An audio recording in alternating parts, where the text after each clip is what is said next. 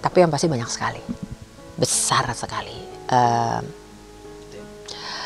Kami bayar tempat tinggal kami ini buat ini ya, karena kenapa jadi besar sekali, karena permasalahannya itu karena kami selain biaya medis yang 2 kali 3 kali lebih lipat lebih mahal daripada di Indonesia, tapi kami juga punya kami harus tinggal di sana. Dan ini Singapura ini terkenal sebagai negara yang luar biasa mahal sekali.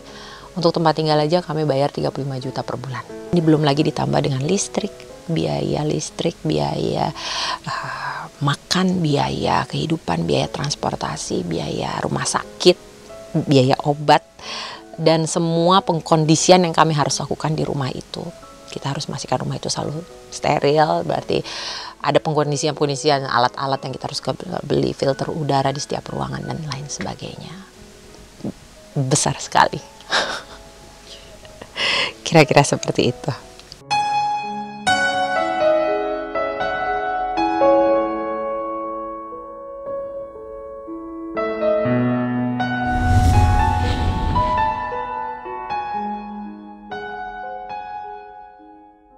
Rumah yang ada di TBC Matupang, satu lagi yang ada di Pejaten Raya. Di Pejaten Raya itu sebenarnya ada rumah utama kami tadinya. Jadi saya kira juga tuh besar juga di situ gitu, dan itu rumah yang banyak sekali sebetulnya kenangannya gitu. Tapi itu rumah saya yang paling tinggi value-nya gitu. Jadi justru dari yang lainnya saya coba jual yang itu gitu, yang itu dan yang satu lagi yang di TBC Matupang, 2 itu gitu. Jadi nggak apa-apa, kita ikhtiar saja sekarang, kita jual itu. Tidak sebanding rasa-rasanya antara rumah itu, mau berapapun rumah yang ada di dunia ini tidak akan sebanding dengan hidup Shakira, hidup anak saya. Jadi buat saya ringan aja buat saya untuk jual rumah itu. Saya itu baru saja membeli tanah dan membangun sebuah rumah. Saya bangun rumah itu 4 lantai, Mas. Di atas tanah yang luas sekali, hampir 1000 meter. Yang saya itu bayangkan rumah itu akan jadi tempat saya dan Shakira untuk hidup selama-lamanya.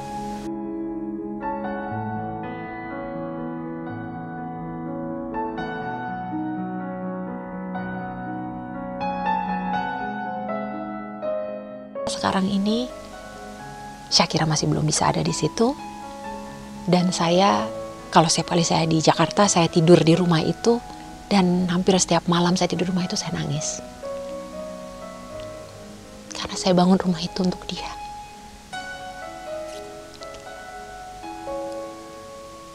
Manusia itu, kita itu cuma bisa mempunyai rencana dan melakukan dengan kekuatan kita untuk mewujudkan rencana kita. Tapi hidup gak seperti itu. Itu yang saya selama ini pahami. Bahwa ada rahasia-rahasia Allah terhadap masa depan kita dan jalan hidup kita yang hanya Allah yang tahu. Dan kita sebagai manusia itu gak lain, gak lebih, gak bukan dari sekedar seorang hamba. Saya pun kehilangan semangat untuk dandinnya aja, saya udah kehilangan semangat. Dan juga tentunya ditambah dengan prioritas dana yang harus kami posisikan sekarang kan.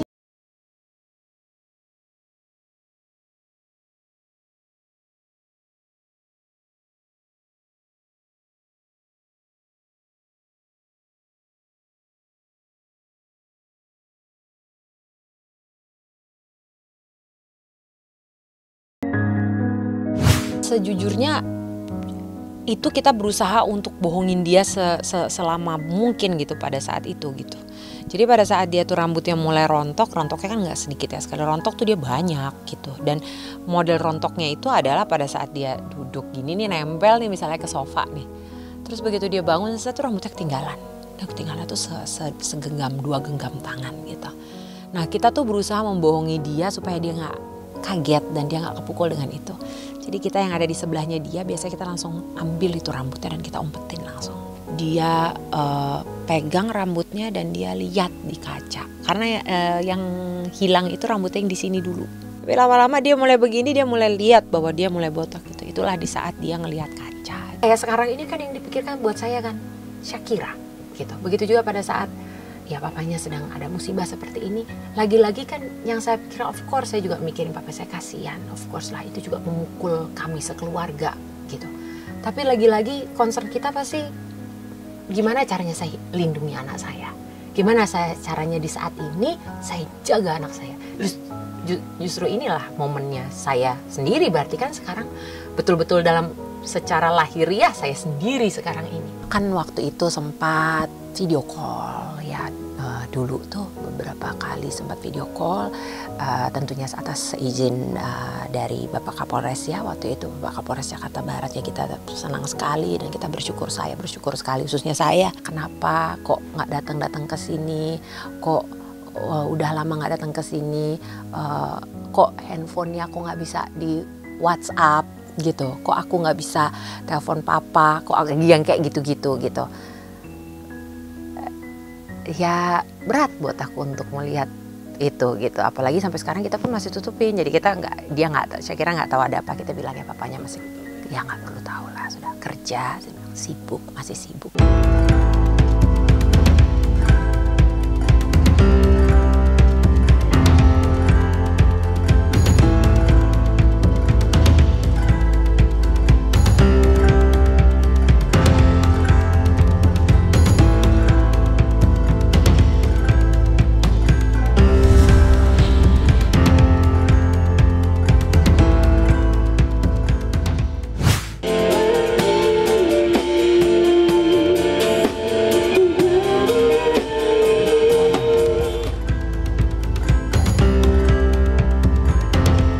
Sambutlah itu adalah lagu yang bersejarah banget buatku, karena itu adalah lagu yang mengawali karir aku.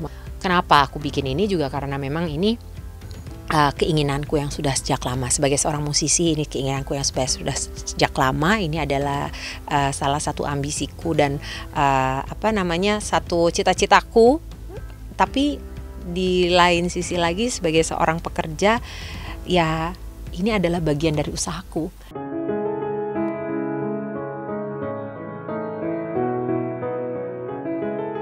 Saya cuma kepengen minta anak saya sembuh. Saya kepengen Shakira sembuh. Saya kepengen ngelihat dia tumbuh dewasa. Saya kepengen melihat dia berumah tangga nanti.